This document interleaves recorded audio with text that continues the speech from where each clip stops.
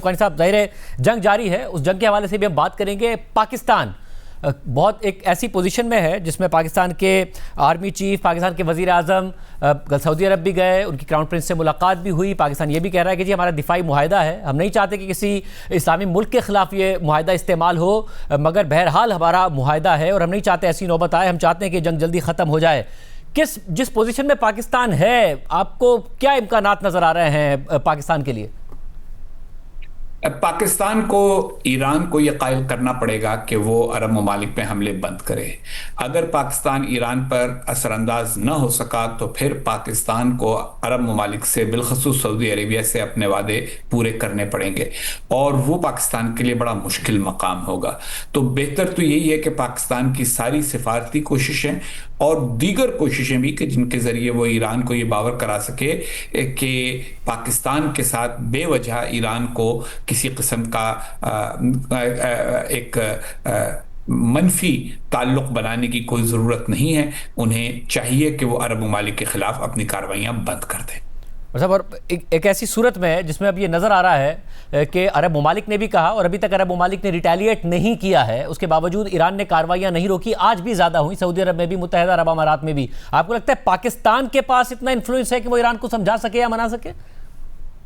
یہ تو وقت بتائے گا کہ پاکستان کے پاس اتنا انفلوئنس ہے یا نہیں. جو ایران کی حکمت عملی مجھے نظر آ رہی ہے وہ یہ ہے کہ وہ پوری دنیا کو اس جنگ میں گھسیٹنا چاہتے ہیں تاکہ پھر باقی ساری دنیا امریکہ اور اسرائیل کا ہاتھ روک سکے. وہ مجھے ہوتا آسانی سے نظر نہیں آ رہا، کیونکہ امریکی صدر ایک شتر بے مہار کی طرح ویسے ہی آپ کو پتہ ہے کہ پوری دنیا میں اپنی مرضی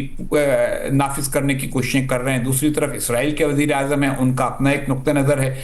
میرا خیال ہے کہ اب امریکہ اور اسرائیل کو یہ تو سمجھ میں آ گیا کہ ایران میں رجیم چینج نہیں ہوگی ہوائی بمباری کے ذریعے، تو وہ یہ چاہتے ہیں کہ ایران کا جتنا زیادہ نقصان وہ کر سکیں، ریاست کا، ریاستی مشینری کا، ان کی عسکری قوت کا، وہ کر دیں. دوسری طرف ایران کی خواہش یہ ہے کہ عالمی معیشت کو اتنا بڑا دھچکا ایران پہنچا دے کہ اس کے نتیجے میں سب یہ کہیں کہ ایران کے ساتھ مستقبل میں لڑائی مول لینا ہمارے مفاد میں نہیں ہے. دونوں میں سے کس کی مرضی پہلے پوری ہوتی ہے، اس سے حالات کا آئندہ کا تعین ہوگا. اور قانی صاحب، جیسا کہ ایران کا، جیسا کہ آپ نے کہا کہ نظر آ رہا ہے کہ وہ چاہتے ہیں کہ جب دنیا ہو، جس طریقے سے وہ مشرق وسطیٰ پہ کے ممالک پر حملے بھی کر رہے ہیں تاکہ وہ مجبور ہو امریکہ اور اسرائیل جنگ ختم کرنے کے لیے، بٹ کیا یہ امکان بھی نظر آتا ہے کہ کہیں نہ کہیں صدر ٹرمپ اور اسرائیلی وزیر اعظم نیتن یاہو کی حکمت عملی کا حصہ تھا یہ کہ ایران اگر عرب ممالک پر حملے کرے گا، عرب ممالک ریسپونڈ کریں گے اور پھر پورا خطہ جنگ میں چلا جائے گا، مگر عرب ممالک نے ریسپونڈ نہیں کیا ان کی حکمت عملی کے تحت بھی؟ میرا یہ خیال ہے کہ ان کی حکمت عملی تو ایسی نہیں تھی، کیونکہ اگر ہوتی تو ہمیں کچھ نہ کچھ ہوتا نظر آتا زمین پہ، اور ایسا کوئی معاملہ نظر نہیں آیا. نہ امریکہ کی نہ اسرائیل کی جانب سے عرب ممالک کے لیے کو پہلے سے پیش بندی کی گئی، نہ ان کو تنبیہ کی گئی. مگر اگر ایسا ہوتا رہا اور ایران یہ کرتا رہا تو نتیجہ یہ ضرور ہو سکتا ہے، کیونکہ دیکھیے اب تک تو عرب ممالک نے بہت زیادہ ریسٹرینٹ کا مظاہرہ کیا ہے، بہت زیادہ صبر کا مظاہرہ کیا ہے، لیکن کوئی کب تک برداشت کرے گا؟ ان سب ممالک کے پاس عسکری قوت ہے، ان سب کے پاس فضائی ہتھیار موجود ہیں، فضائیہ موجود ہے، ان کے اپنے پاس میزائل موجود ہیں. دوسری طرف انہوں نے اب تک امریکہ کو خاص طور پہ روک رکھا ہے کہ وہ ان بیسز کو استعمال نہ کرے جو ان ملکوں میں موجود ہیں، اور جس کی وجہ سے امریکہ کو ایئر کرافٹ کیریئر سے اپنے جہاز اڑانے پڑ رہے ہیں اور اسرائیل سے اتنی دور سے جہاز بھیجنے پڑ رہے ہیں. اسی وجہ سے آپ کو یاد ہوگا فضا میں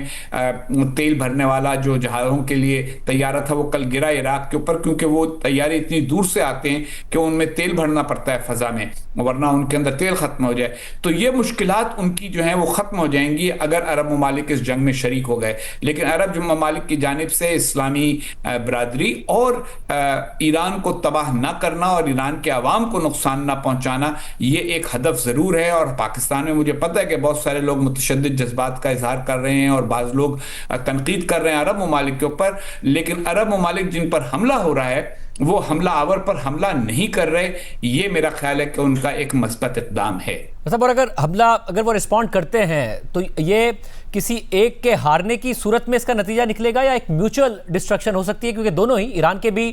جو ہیں وہ اثاثے زیادہ تر اور جو ایکسپورٹ یا معیشت ہے وہ چلتی ہے تیل پر، خرق میں سب سے زیادہ ایک ہی اگر جگہ پہ ایران کو ٹارگٹ کیا جائے تو شہرگ ہے، اگر خرق کو ٹارگٹ کیا جائے ان کی 90% جو تیل کی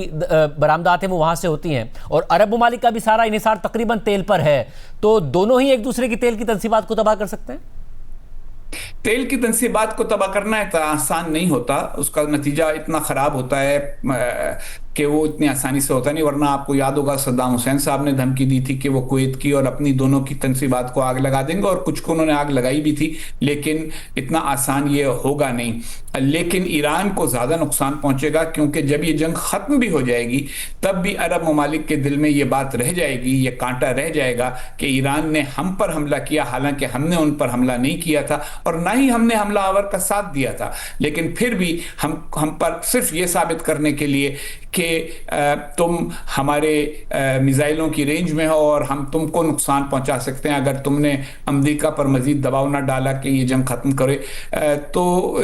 اس کی وجہ سے عرب ممالک کے دلوں میں یہ کانٹا رہ جائے گا اور یہ کوئی اچھی بات نہیں ہوگی اس خطے کے لیے۔ اور اب جبکہ کبھی صدر ٹرمپ کہتے ہیں کہ 3 سے 4 ہفتے چل سکتی ہے جنگ، کبھی وہ یہ کہتے ہیں کہ جنگ ختم ہونے والی ہے، ان بیانات سے کیا یہ ظاہر ہوتا ہے کہ کوئی کیلکولیشن کی نہیں تھی؟ صدر ٹرمپ کو یہ لگا کہ خامنائی کو ٹارگٹ کیا جائے گا، لوگ سڑک پر آئیں گے، رجیم بکھر جائے گا، مس کیلکولیشن ہو گئی؟ میرا یہ خیال ہے کہ مس کیلکولیشن کے اوپر ابھی کافی عرصے تک بات چلے گی، فی الحال تو آپ ان کے بیانات کو سنا کریں اور ہر روز کے بیان کو رپورٹ کر دیا کریں، ان کے بیانات کافی بدلتے رہتے ہیں اور مزید بھی بدلتے رہیں گے، لیکن یہ بات اپنی جگہ ہے کہ یہ جنگ کسی مخصوص اسٹریٹجی کے ساتھ نہیں لڑی گئی اور بہت سارے اقدامات کر لیے گئے جبکہ ان کے نتائج پر غور نہیں کیا گیا۔ اور حقائی صاحب، اس کا پھر ممکنہ اینڈ کیا نظر آتا ہے جنگ کا؟ آخر میں تو دیکھیے جنگ بند ہونی پڑے گی، ایران اپنی تباہی نہیں چاہتا، امریکہ اور اسرائیل یہ نہیں چاہتے کہ پورے خطے میں آگ لگ جائے اور اس کے نتیجے میں عالمی معیشت بالکل تباہی کے کنارے پر پہنچ جائے۔ تیل کی قیمتیں بڑھنے سے پوری دنیا کی معیشت متاثر ہوتی ہے، آپ امریکی سٹاک مارکیٹ کا حال دیکھ رہے ہیں، دوسرے ممالک کے اوپر اس کا اثر دیکھ رہے ہیں، بھارت، چین، جاپان، یہ 3 بڑے ممالک ایسے ہیں کہ جو مکمل طور پر